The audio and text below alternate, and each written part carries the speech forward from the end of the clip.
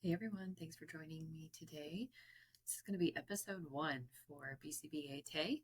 Excited to be with you guys. Thanks for joining in. Let's get started. I just wanted today to be kind of an overview of who I am, my experience, what I'm doing, why I'm doing this. So let's get to it.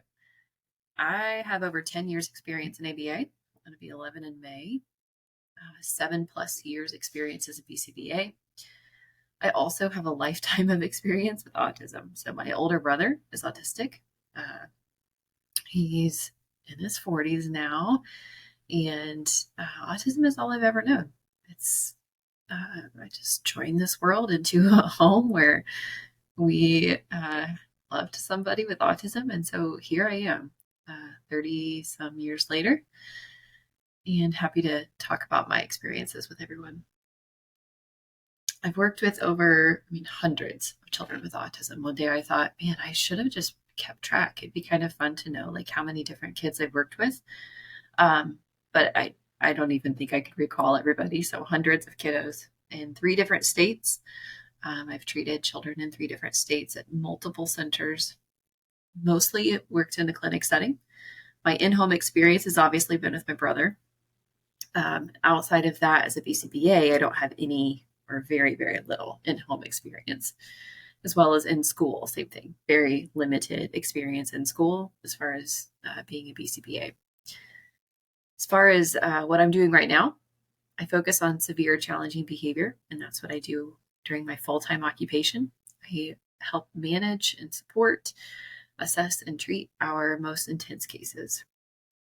I love doing that job. It's been super fulfilling, but it's not enough. I feel like there's a lot more that could be done. So here I am, hoping to do all of those things. As far as like how I got into this field, I get asked that quite a bit. Honestly, I kind of just stumbled into it. So I was a criminal justice major, and I went to Indiana Wesleyan University in small town Marion, Indiana, where I grew up.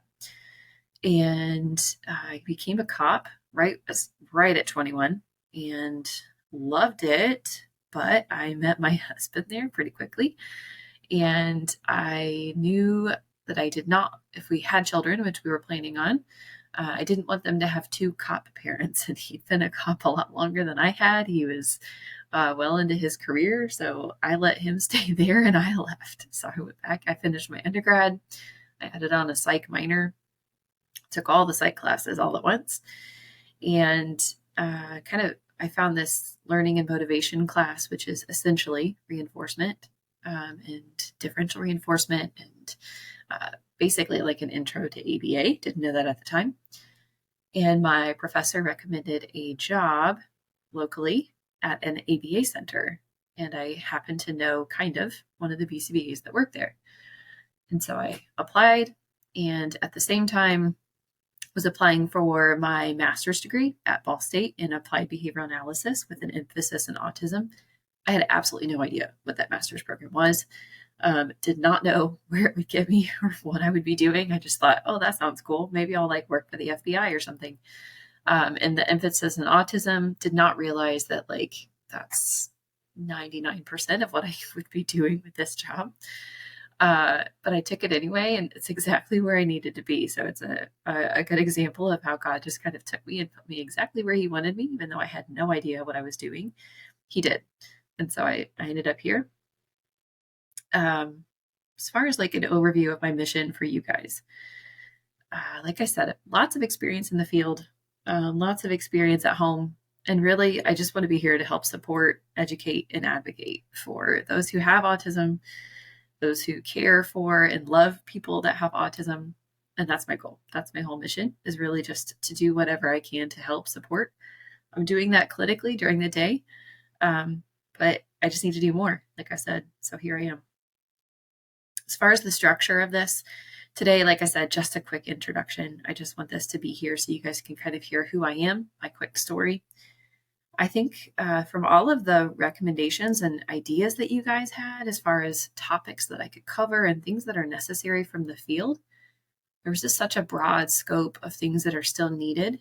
And I think what I'm going to do is start at the beginning. So there was lots of questions and comments about an autism diagnosis and how do you get one and what comes right after that, and even like what are the early signs of autism, how do I know if my child has autism, those kinds of things. So I think I'm going to start there, and then eventually we'll get to what's it look like when they age out of ABA. What's it look like as an adult? What are the resources for adults? And so lots of guests in my head that I'm thinking would probably love to participate.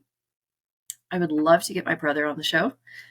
He'll be down here soon, so I'd love to bring him into the studio so you guys can kind of see him. That would be awesome. He's always just wonderful to talk to and have conversations with, and I think so many people could learn so much from him. So definitely plan on having him on the show. I'll have lots of other guests as well. It won't always just be me talking about things.